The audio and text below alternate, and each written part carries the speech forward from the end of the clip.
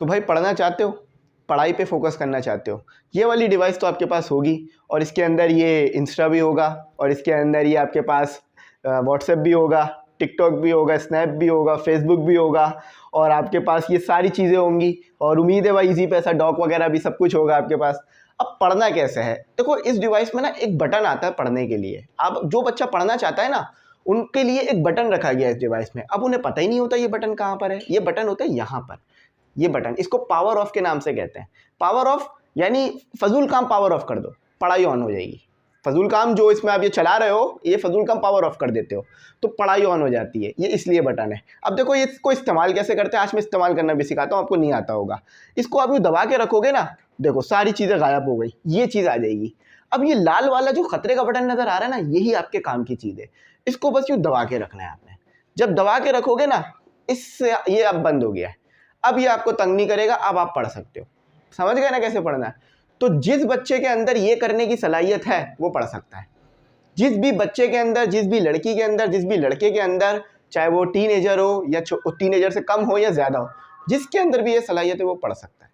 तो चलो अब पढ़ना किस तरह से है ये तो कर लिया, अब और भी क्या चीज़ फोकस करनी है ये देख लेते हैं। तो ये ज़रूर करना, अगर ये नहीं करोगे नहीं पढ़ पाओगे, मुश्किल हो जाएगी, मेरे लिए भी हो जाती है, क्योंकि ज़रा सा नोटिफिकेशन आता है फ़ौरन दिमाग उधर जाता है, आखिर मैसेज किसका आया है। ठीक है, बहुत सारे ऐप्स हो गए हैं आजकल।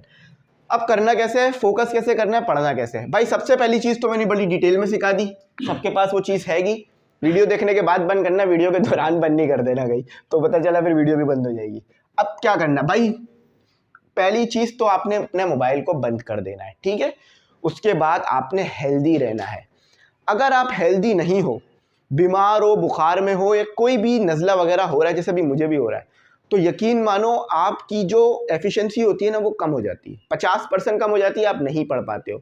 अब हेल्दी कैसे रहा जाता है, घर के खाने खाकर हेल्दी रहा जाता है और बाहर की चीज़ों से बचा जाता है, ठीक है। बाहर की चीज़ों से बचो, घर के खाने खाओ और कोशिश करो अपने आप को मेडिसिन से ज़्यादा घर के खाने पे लेकर आओ, ताकि मेडिसिन की ज़रूरत ना पड़े आपको, ठीक है। तो घर के खाने खाओ, हेल्दी रहो, वर्जिश कर सकते हो कर लो, अगर नहीं कर सकते तो कम से कम घर के खाने खाओगे, हेल्दी रह पाओगे। मुझे पता है घर का खाना बाहर के खाने जितना टेस्टी तो शायद नहीं होता, बहुत ही कम ऐसे होंगे जिनका हो, लेकिन फिर भी घर का खाना खाओ। अच्छा, अब ये चीज़ भी करनी लाजमी है, इसके बगैर भी नहीं पढ़ा जा सकता। आपने कोई शेड्यूल तो बनाना है कि आज कौन सा सब्जेक्ट करना है, कल कौन सा करना था, परसों कौन सा करेंगे, ये सब आप बनाओ, अपना टाइम टेबल बनाओ। एक टाइम टेबल पे मैंने वीडियो बनाई है, आप लिखो time table Amy English centre, ये काम आपका वहाँ पर आसान हो जाएगा। तो आप लोगों को अगर पढ़ना है तो ये चीज़ करनी है, टाइम टेबल बनाना है। भाई देखो सूरज अपने टाइम पर आता है, चांद अपने टाइम पर आता है, सूरज अपने टाइम पर जो है वो आता है और जाता है। तो जब सूरज अपने टाइम पे आता जाता है तो आप भी तो सूरज के टाइम पे आना जाना करो, यानी पढ़ना शुरू करो, इसको फोकस करो, शेड्यूल बनाओ। वक्त की पाबंदी पे ऐसे लिखने को दे दूं तो सब बहुत अच्छा ऐसे लिख देंगे, हर किसी को 10 में से 10 आ जाएगा। अब उस पर अमल करने के लिए दे दूं तो फिर बड़ा मुश्किल हो जाएगा। और ये मेरे साथ भी हुआ है कि भाई अगर मैं लेट सोता हूँ तो सुबह जल्दी उठ भी जाऊँ तो सर में दर्द रहता है, परेशानी रहती है। तो टाइम टेबल शेड्यूल होता है तो कुछ काम आगे अच्छा होता है।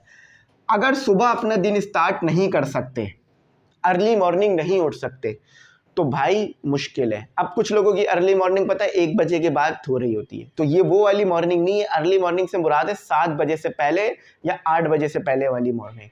तो भाई अगर कुछ करना चाहते हो तो 8 बजे उठो या 7 बजे उठो और उस टाइम पे अपना दिन स्टार्ट करो। मैं अभी कुछ टाइम पहले देख रहा था, हमारे पड़ोसी मुल्क वाले 3-4 बजे उठ के पढ़ना शुरू करते हैं। उस टाइम पे तो हम सोने की प्लानिंग करते हैं कि अब सोना 8 बजे या 7 बजे, वो उस टाइम पे उठ के पढ़ना शुरू कर रहे हैं।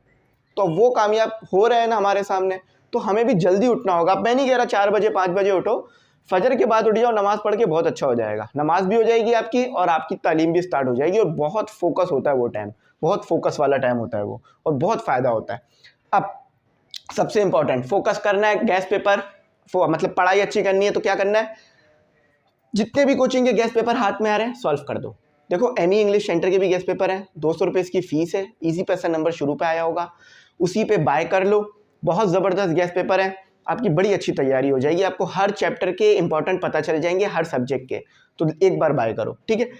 पास्ट पेपर ये तो फ्री ऑफ कॉस्ट आपको मिल जाएंगे, या 5 ईयर ले लो, 10 ईयर ले लो, उससे कर लो, ठीक है। और कॉम्प्रिहेंसिव पेपर या प्रीलिम्स पेपर बहुत सारे कोचिंग्स के हो रहे हैं, उसको सॉल्व करो। आपकी बहुत अच्छी तैयारी हो सकती है। तो जो मैंने शुरू में स्टेप बताया और जो मैंने आखिरी में स्टेप बताया, अगर ये स्टेप फॉलो करने की सलाहियत आपके अंदर है तो आप एक अच्छे, काबिल और कामयाब इंसान बन सकते हो।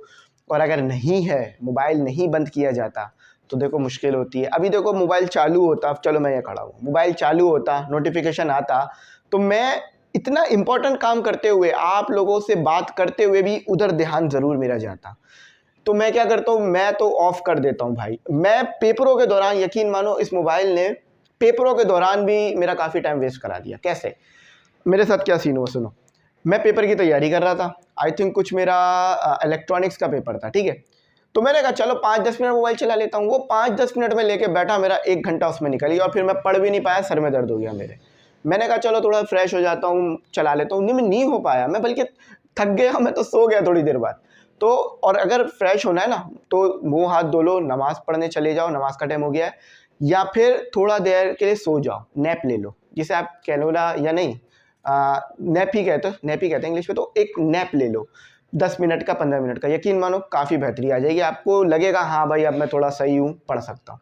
तो ये तो उन लोगों के लिए है नैप लेने का जो कि बहुत लंबे लंबे टाइम तक पढ़ रहे होते हैं, 3-3, 4-4, 5-5 घंटा पढ़ रहे होते हैं एक साथ। लेकिन आप तो 2 घंटा, 2.5 घंटा पढ़ोगे तो आपको ज़रूरत भी नहीं पड़ेगी इसकी, बड़े आसानी से पढ़ाई हो जाएगी। देखो ये सारे राज मैंने आपको बता दिए, अब इन राज को अपने पास रखना है दबा कर, ये आपके ऊपर है। और इन राज को अपने दोस्तों के साथ भी शेयर कर दो ताकि वो भी अच्छा पढ़ सकें, ठीक है। और आखिर में एक बात बता दूं कि भाई ये जो मैंने बताया है इसका मकसद सिर्फ ये है ताकि आपका फोकस पढ़ाई में बढ़े, ठीक है।